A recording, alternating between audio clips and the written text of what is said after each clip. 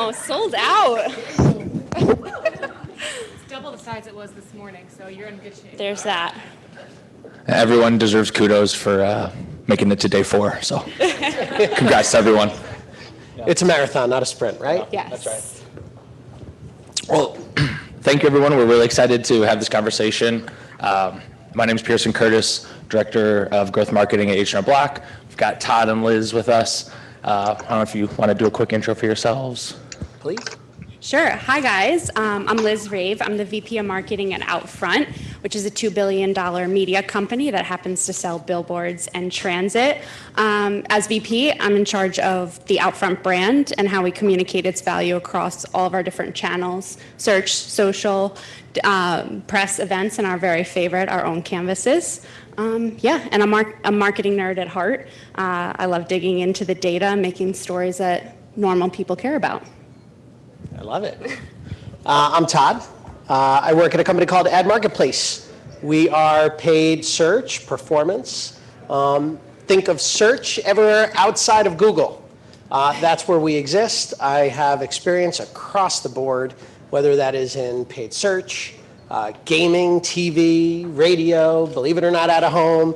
So a plethora of experience in the industry. And really looking forward to this panel because I love H&R Block, one of our big clients. Oh, yeah, thank you. Thank you. Okay, so before we get to the tough questions. I know he is. Before I get to the tough questions, we were in New York this week, obviously, did karaoke yesterday, had a great time. My favorite karaoke song is Man, I Feel Like a Woman by Shania Twain. So we're going to start off with a softball question. What is your favorite karaoke song? Oh, please, Liz. You need a moment to think. I'm a Long Island girl, so I have to go with anything Billy Joel. Oh, yeah. Crowd pleaser, always Piano Man, and if I have enough drinks in me, I'll go long form with Scenes from Italian Restaurant. That is long form. Yeah, that's impressive. See, those are such classy answers. It's karaoke. I'm a classy girl. So you are. I'm a Jersey guy, so Bon Jovi for sure. And then with a couple of extra drinks and some liquid courage, it's Baby Got Back, Sir Mix-a-Lot. Oh, I need to see that. That's great. So let's get into it. Can each of you talk about a brand that has leveraged your business to better market themselves? And what are some of the key takeaways that you learned from that? I can take this one. So I would love to say H&R Block, but I will stop the kissing up. Exactly. I think for me, when I take a look at the transformation that has occurred in the industry over the last couple of years, I think a big trend has been direct to consumer. And H&R Block, obviously a direct to consumer company. Nike, I think, is the big example of who I look at as a company that has really transformed the way that they do business. They ceased selling on Amazon. They pulled their products out of DSW. They really just stopped a lot of the major retail partnerships in order to generate revenue through their own site, through their own platform. And so we've done a ton of work with that brand to really entice shoppers to buy their sneakers and apparel directly from the brand. And as you could imagine, their stock is through the roof because obviously the margins are a heck of a lot better. Yeah, go ahead, Liz. I'll go a little smaller, New York-based brand of Fresh Direct. In the pandemic, their business obviously surged as we all felt a little unsafe going to the grocery store. But over the past 2 years, they've been challenged with how to regain that market share.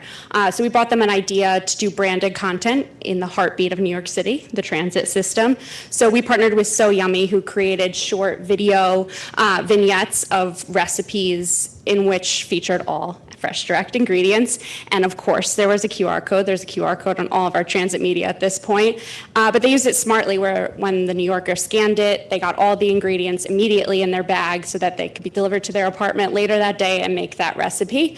And the contextual ads, served them well. They got increased purchases and new consumers. But the ultimate success for me was making a 6-year-old boy's day. So short story, the father reached out to the MTA on Twitter and said, my 6-year-old saw this recipe for banana pancakes, I need it. So the MTA looped us into the conversation. Not only did we share the video recipe, we also delivered all the ingredients through Fresh Direct, of course, That's to their great. Brooklyn apartment. And although he severely burned the pancakes, his smiling face was a great success story and just shows how out of home transcends into social. We like to call it social out of home. Social out of home. And Liz has a surprise if you look under your chairs. Pancakes for you, for you, for Only one, and there's a lot of empty chairs. Well, Liz, kudos to you and the team for being able to act on that so quickly. It takes a certain degree of flexibility to show up in a culturally relevant way and capitalize on how people are interacting with your ads. So can you talk a little bit more about like how you made that happen with? Well, we actually have a head of cultural relevance now, Oh, which do is you? a new title Wow. for 2022. Yeah, but listen, at heart, all people are a little bit vain, especially our celebrity friends, and people just love to take photos of our media. It's massive visual media. People love to take pictures and share online. So we have invested in a full communications and social team that prowls the internet for those conversations and gets us involved in hopefully a genuine and authentic way. And also, we hope that by productizing in a way social out of home, we're attracting new brands to this space as well. Those socially and digitally DTC type brands that, love digital, introducing them to the out of home space with the allure of that earned media that you get on press and social when you nail the creative and pick your locations right. Thanks, that's great. You mentioned QR codes, which kind of leads into my next question of, we all know QR codes have had a resurgence. So as we look to 2023 and beyond, do you think there's any, in your opinion, what's the next trend or the next type of marketing that might have a resurgence? Personally, I hope it's blimps. Like, I would just love a huge green H&R Block blimp. It's my career goal, but I'm curious what each of you think. Fingers crossed. Yeah. Wait, is the career goal to fly the blimp? No. Okay. It's not a death wish. Yeah, I want to be safe on the ground looking at it. It's funny you say that, but I think what's old is new again. And, the big theme that you're hearing the entire week is really around a couple of different concepts. Obviously, the biggest one being measurement and attribution, certainly a huge component. That conversation can't be had without the consideration of privacy concerns. That cookie deprecation, those privacy browsers, ad blocking, everything that is really becoming so increasingly important to consumers. So, the resurgence of contextual advertising, the resurgence of the higher funnel applications of what is going on, and the measurability of how do we actually push those people through the funnel to get them down to the bottom. So I think, the contextual relevance of what's going on, but also really speaking to a consumer where that consumer is, where it is most relevant, versus the, hey, I know everything about you, and so I'm going to use your data to target you in the creepiest of ways. Yeah. I think those days are numbered. That was perfect. I agree wholeheartedly. I think contextual ads that, again, feel relevant to the consumer, that don't feel creepy, and that feel authentic and trustworthy is going to be a winning recipe. So how can brands and agencies do that in a very effective way? It's something that we struggle with. Not struggle with, but it's a challenge of ours as well, especially with consumers' attention more fragmented than ever. There's the commercial playing on the TV while they're on TikTok or Twitter on their phone. So, how should a brand or an agency approach the goal of showing up in a more contextual way? Yeah, I actually think you guys do it really well. And this is not me kissing up. The amount of time that somebody spends on the H&R Block site is really impressive, and it's because the value that you're giving to that consumer, the information that they're ingesting, there's a lot of value exchanged, and that builds trust and credibility with a brand. And so if you are not only relevant to what they're actually in the market of doing, and you are actually making them smarter and serving them, there is no reason, there's no blocker for why they won't convert.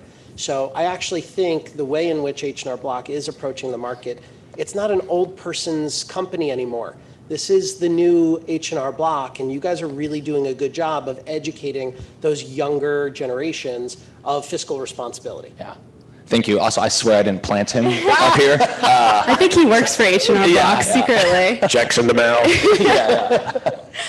Yeah, and I also think really leaning into location. I think where you spend your time actually is a better indicator of not only your intent in that moment in time, but who you are. For example, I could say on Instagram, I'm the healthiest person in the world, but if you see me in McDonald's 3 to 4 times a week, I'm a fast food intender. Instagram is for your highlight reel. Location's really true to who you are. So I think if you take that extra moment, if marketers take that extra moment of who's in front of that unit, and what they're thinking, what their lifestyle is, and maybe be a little witty and fun with it, I think that's a real way to connect. And also taking that extra moment to not get involved in every single conversation, not have something to say for everything, but where your brand naturally fits in and can have the authority to make a statement, I think is important as well. Fun fact, we prepared for this session at McDonald's this morning.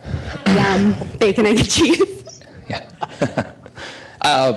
Shifting gears a little bit. So Liz, with OUTFRONT, and you talked about like social, out of home. How do you help brands like H&R Block and others like get over some of the attribution challenges? If we're thinking of where both of your companies sit in the funnel, like it's much easier to attribute clicks and conversions to your world, Todd, than Liz. So, how do you approach that, and like how can you help clients or future clients? For sure. Out of home is not blessed with the ease of last click attribution like our mobile and digital friends. But I would say we're steeped in mass reach and ubiquity across markets, making it a great branding medium. And now in this super connected world, we've seen that we can transcend all levels of the purchase funnel. And to be honest, when you can't build it yourself, you should make great partners. So we've partnered with the experts across all the different attribution solutions to match any of our clients' KPIs, from foot traffic to brand lift to sales lift.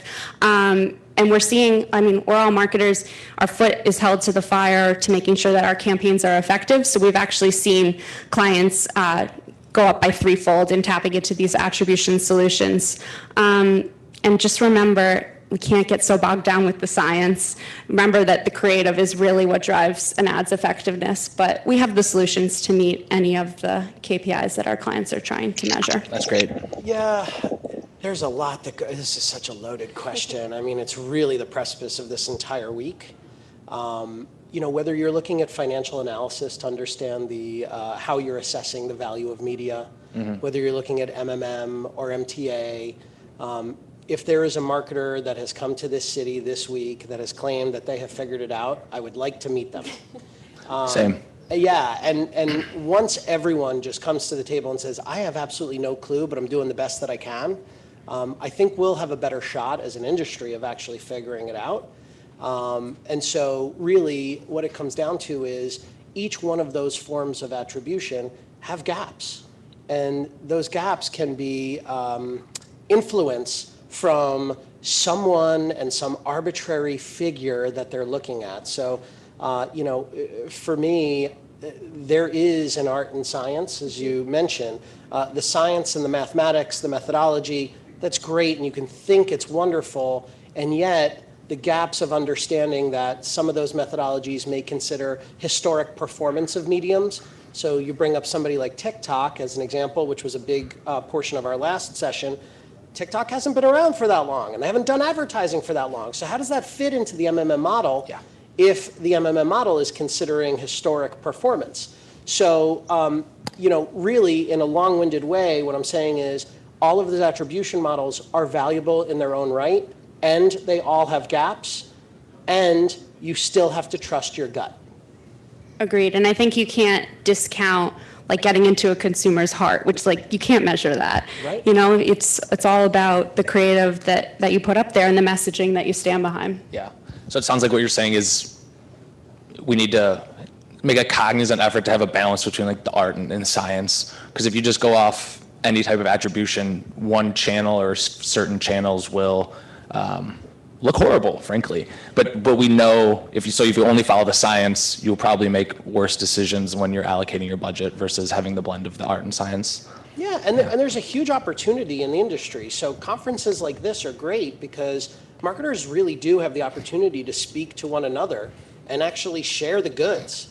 Everybody should kind of be open to that because it's only going to make us all smarter. So, that's really what we're aiming to do is, how do we take and aggregate all of the performance that we've seen and really analyze whether or not a client of ours is really providing proper attribution, or if their models are completely off from what the rest of the industry is saying. That's insight that a lot of marketers don't often get. So I think it's really valuable data that can be shared amongst marketers. What would you say, what piece of advice would you give someone who is maybe stuck in a certain mode of attribution? Like, how do they go to their boss next week and say, hey, I learned this at this amazing panel at Brand Innovators, and I want to try something new. So like, what can we arm them with so they can have a productive conversation? Earlier this week, I sat down with the CMO of LinkedIn, and she absolutely nailed it. And she said what she looks for on her team are people that are curious and people that are courageous. And there are some times where you just got to rip it off and you got to test things. And you guys are in a peculiar position because you guys are really seasonal. So you've got this tiny little window to do those tests, but you got to take chances because otherwise you're never going to figure out what's really awesome and what actually falls short, right? So the piece of advice you would give is go test. Test, Yeah, test, okay. test, Yeah. everything. Yeah, Fail fast, as they say. yeah, no, that's great. Shifting gears a little bit, because this is the future of marketing, what's one of the greatest challenges or opportunities you see for brands in 2023 or beyond? Well, I think we can all agree that we watch media across too many platforms already, so it's insanely hard to reach consumers when they're spread across, whether it's social, streaming, podcasts. So I think marketers really need to take the time and actually invest in the resources to figure out where they want to show up and what type of messaging they want to bring to that platform, because in 2023, you need to go beyond just taking the time to make sure that your content actually is suited for the platform in which it's consumed, which I feel like it's taken us a long time to get just to there, but actually, have messaging that resonates and is interesting enough to earn that consumer's attention. Yeah, for me, I think it's a weird one. I'm a huge fan of the psychology behind what we do. And I have 3 sons, all different ages, and I just watch the way that they consume media. And I think the biggest challenge that marketers are facing definitely ties into what you said. It is the understanding that there is not just a generational divide that's always existed, but that generational divide actually sits within different platforms. And that is so weird because the messaging within each of these platforms really needs to address those specific generations. It's a tough one. So poking at that a little bit more, so then a brand or an agency will almost need to develop platform-specific creative, but also be really hyper aware of like which generation is in each platform. Pretty is much, that what you're getting at? yeah. I think that's a big challenge right now. And also hire generationally to speak to that generation. Old people shouldn't be talking to Gen Z, it's like Exactly, you need to be speaking their language. So I think that's really important when you build a team. Obviously, you need to build a super diverse team, whether that's age, demographics, so that you have all the ideas and you don't screw up massively. But instead, hopefully you're super successful in having the right language and the ideas to be speaking to the people that are across all of these different platforms. As the younger generation, I think they're going to save the world. They really care about all the things that we should. All day long. They'll get there. Yeah, it's interesting. And it's something that on the client side, we struggle with it a little bit of how do you allocate both time, money, and resources to make sure you have the right investment in each platform, the creative lift to make, you can't just take an Instagram post and put it on Facebook or take the Snapchat video and put it on TikTok. You do have to invest in each platform, and it can be challenging. Yeah.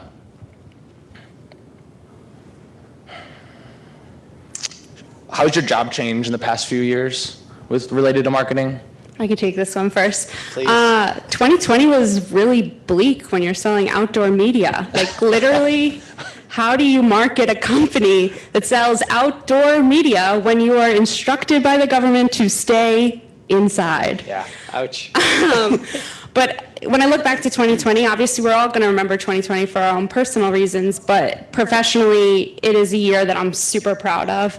At the bare minimum, we had audience data that was able to combat the headlines and really look in near real time about how people's patterns have changed. And we were able to see that what was once the prime media of Sunset Boulevard and Times Square was all of a sudden the drugstore and the grocery store. The media in close proximity to that was booming, and we saw that people not naturally stayed closer to home, a mile to two radius from their home, market dependent. So at the bare minimum, we gave our clients that, and they were able to have more effective campaigns. But on a more purpose-driven road, we had some available media. So we took that and tried to create deeper connections in the community. We started off by thanking healthcare workers. Do you all remember when we used to clap at 7 p.m. for our healthcare workers? Yeah. We changed all our digital screens over to a clapping hand emoji to do that community drive. We launched our own small business stimulus program in which we helped over 250 local businesses get people back into the door in a safe way. And then we also congratulated and rewarded national brands that pivoted for good, from making cars back to making masks, all the things that all the brands did. And what we found now that we're back to normal, the audience is back, we're all back together in this room, is that energy to make deeper ties in the community has set up this stronger foundation for us to grow on, both with our clients and within the communities we serve. Such a feel-good story. Thank you. That was great. I'm more of a capitalist. I'm sorry. So first off, interviewing for my role in the backyard of our COO and president, the pandemic has been pretty interesting. And obviously, there are fundamental shifts in the way consumers have interacted with media and the way that they have created that purchase journey. Obviously, the big story is that, the increase in traffic online has grown exponentially. That's certainly a big story. I referenced, Nike before. I think this big surge of direct to consumer has also been a pretty big shift in the last 2 years, which I don't think is going to stop anytime soon. Why don't you think it's going to stop? Let's follow the money. Yeah. If you're selling through a retailer, you're taking a cut on the margins. And if you're selling direct to consumers, you're going to make more money. It's just the fact of the business. So, the fact that you can connect with consumers, whether it be through out of home, social media, whatever the case may be, will certainly drive revenue for these brands. So, I don't think that that's going to be going away anytime soon. The way that it has changed, I will tell you that throughout the pandemic, there's no secret, performance media has skyrocketed. Yeah. Through times of inflation and pending recession, performance media skyrockets. Companies need to know that the investment that they're making is actually generating revenue. So, as much as last click is not something that everybody wants to talk about anymore, it is certainly incredibly important to the bottom line. Do you think the pendulum could swing too far if the current economic situation continues and brands and agencies are tightening the purse strings a little, that the pendulum could swing too far to performance only at the risk of starving the top of the funnel? 100%. Yeah. And so, and there are tons of statistics to support this, whether that be through the 2009 market crash or other areas. Brands that stop advertising when times are bad, it will cost them more to win back their consumers than it will if they just continue down the path that they were currently going down. So that has been proven time and time again. Yeah. So absolutely, and I will never stand up and say that last click is the end all be all, because at the end of the day, people need to know who you are, what your message is, what the benefits, features of your products, your services are, or there will be no conversion. So yeah, absolutely. And I think even stronger now than perhaps in 2009 is trust. I think consumers have lost trust in pretty much everything. So trust in a digital ad can be a little bit unnerving to click something. So I think bringing it back to real life media, people innately think that billboards are very expensive. So why would a fake advertisement pay a lot of money for that billboard? So I think integrating those brand building, those established type of media sources as well, brings some trustworthy to the brand, and also, hyperpowers the bottom of the funnel, the digital stuff as well. That's interesting. How do you think that brands can improve trust in this environment now? What can we be doing as marketers to frankly just gain some of that trust back? Yeah, I mean, listen, for me, it's simple. I always, when I'm thinking about things, I really think about my own experience as a consumer. And really, what does that come down to? It comes down to credibility, integrity. It comes down to service and value. And that value could mean many different things. I could pay for something that is incredibly expensive and probably overpriced, but if the value of the service, the benefits, the features are something that I'm willing to pay for, that's okay. All of those things combined create that trust, that safety that I feel with a brand, knowing that I'm taken care of. I always ask, and it's like, what's the best customer service experience that you have today, whether it be retail or online? And I always revert back to one simple one, and everybody laughs, and yes, I'm fat, it's Chick-fil-A. And who doesn't love Chick-fil-A? You walk in, and it's a simple thing. Yeah. They say please and thank you. That's huge. And how many They're ruthlessly efficient, too. Yeah, and how many experiences have you had that have angered you or upset you, and you've said to yourself, I will never come here again. That's not yet happened with Chick-fil-A. Back to the basics, it sounds like. Yeah. I do like that they take your order online. The efficiency of that is nice. Yeah.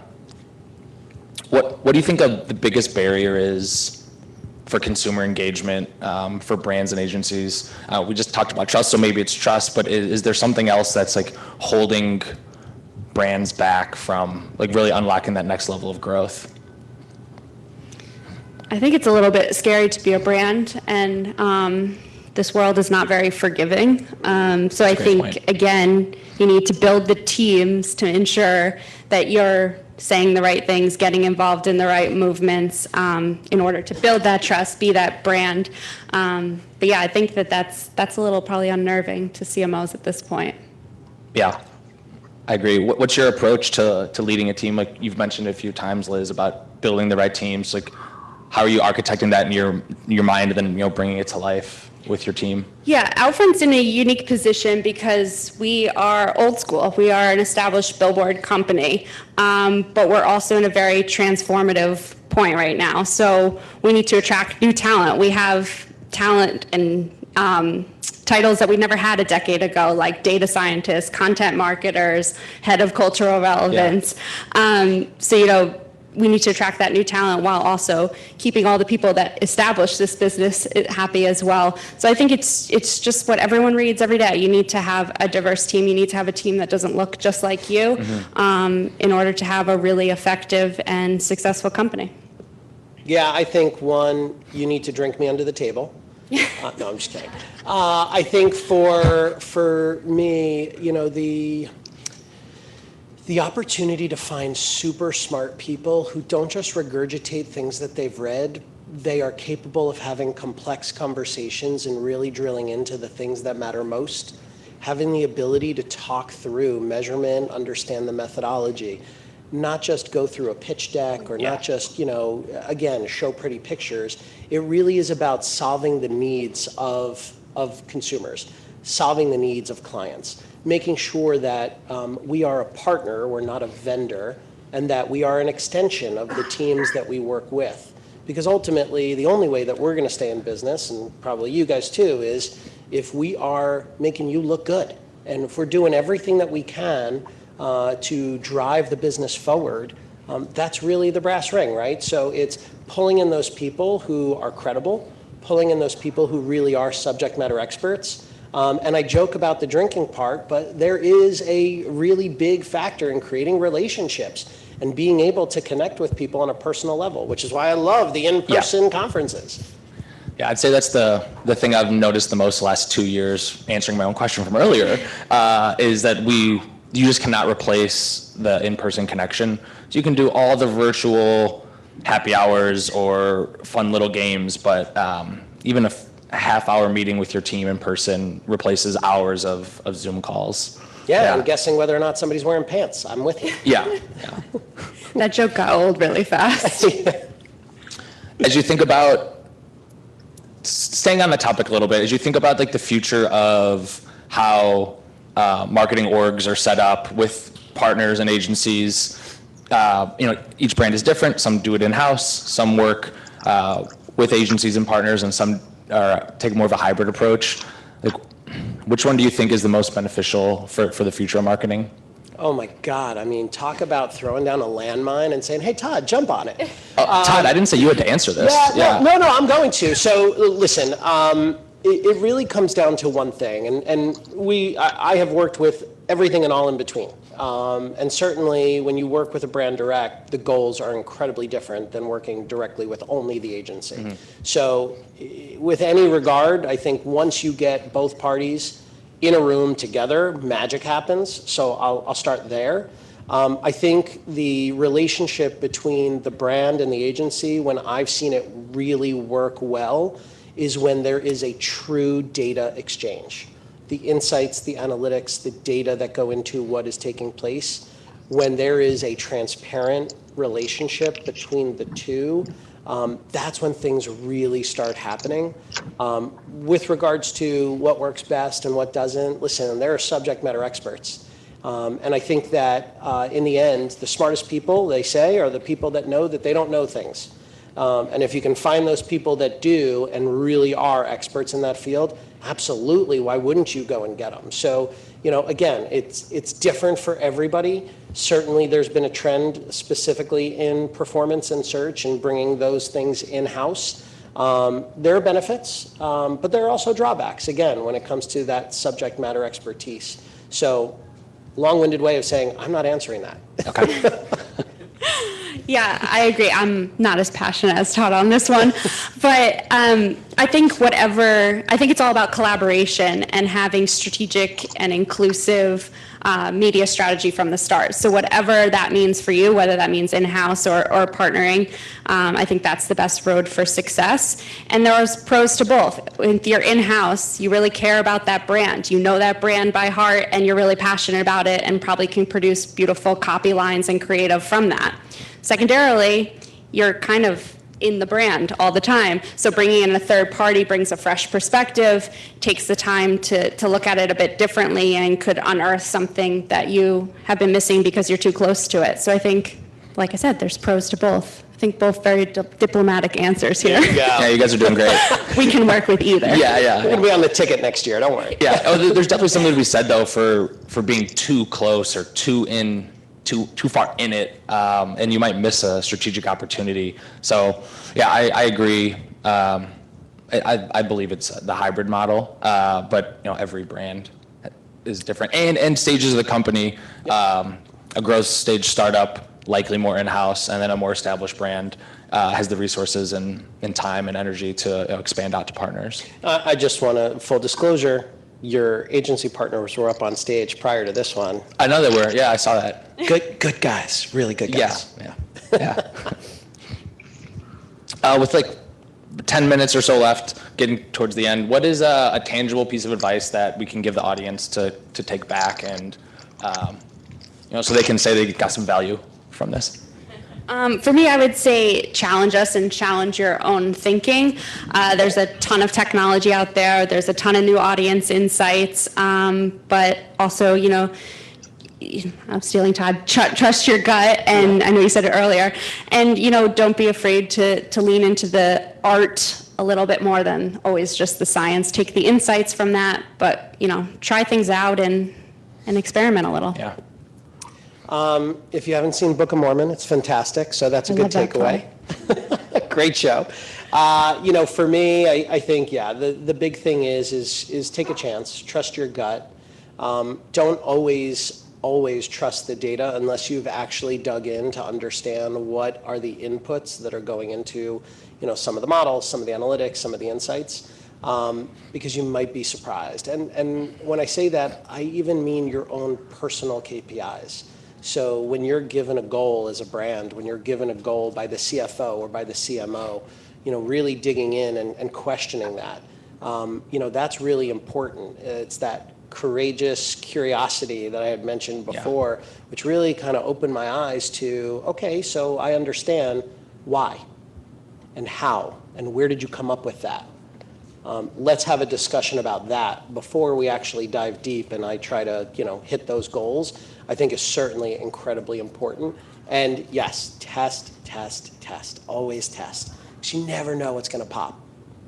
Yeah, and then to that, so thinking if you're trying to sell an idea to your CMO or up the chain, also coming proactively with like, here's how we're going to measure it, here's the time frame. So we'll give it 2 weeks, 2 months. It depends on the activation, but showing that you're doing a little like self-policing up front, I think can also help because it shows that you've got your stuff together, but also you're not just going to turn this thing on and look away. So showing that you're going to hold yourself accountable before it even goes live has helped as well. Yeah, and educate yourself. This industry changes so quickly and so often. Oh yeah, it's tiring. Yeah, reading and listening and doing all of the things. I mean, if your brain doesn't hurt at the end of the day, you haven't learned anything, right? Yeah. So, and trust me, there's a reason I have no hair. There's a lot to learn, and there are so many different facets to what we do on a daily basis. It's easy to have your blinders on, and it's easy just to say, okay, this is my job function. And then oftentimes you're losing sight of the bigger picture, right? So, really important to just remember that there's the rest of the world out there too. Yeah, that's a great point. Going a little rogue, but the panel is called The Future of Marketing, and no one said the M word, metaverse, yet. So what are your opinions on, does that become a thing for marketers or not? Just curious to hear your thoughts on that. I think it already is a thing. I just don't think anyone understands how to leverage it quite yet. I think it's going to be a huge part of 2023, and I think we're all scrambling to figure out what our role is in that space and how we show up, and besides just like sticking a billboard in there. I think it's all about the actual consumer experience and having a little bit more of interactivity and an experience with that consumer than just wallpaper. Do you have billboards in the metaverse now, though? We do. Let's talk after. Sounds exciting. I kind of laugh at this one for a lot of reasons. I worked at Microsoft on the Xbox team when they originally came out with avatars, which were a brand new concept, and Microsoft got blasted for creating avatars. This is the dumbest thing I've ever seen in my life. People absolutely destroyed it, kind of like they did QR codes. Look at the resurgence. You fast forward now and everybody's got an avatar in every single platform. And so you kind of see the evolution of what the metaverse is. If you have not seen the movie Ready Player One and you do not know what the metaverse is, I highly recommend you watch that movie. It's an even better book. Well, that's a commitment though to read it. It's really good though. Once the processing, the graphics, once the experience meets a certain threshold, and once the price point meets a certain threshold, that is going to explode. And so again, when I think about the future and what it holds, is the metaverse going to be a thing? You're damn right, it's going to be a thing. Yeah. It's just gonna be a little scary to think about. Will people ever leave their homes again? That's going to be the tough one. Well, they have to because they have to get Chick-fil-A. Well, you have to go get Chick-fil-A. Delivered. Oh, yeah, true. By drone. Yeah. In the metaverse. No, I'm just kidding.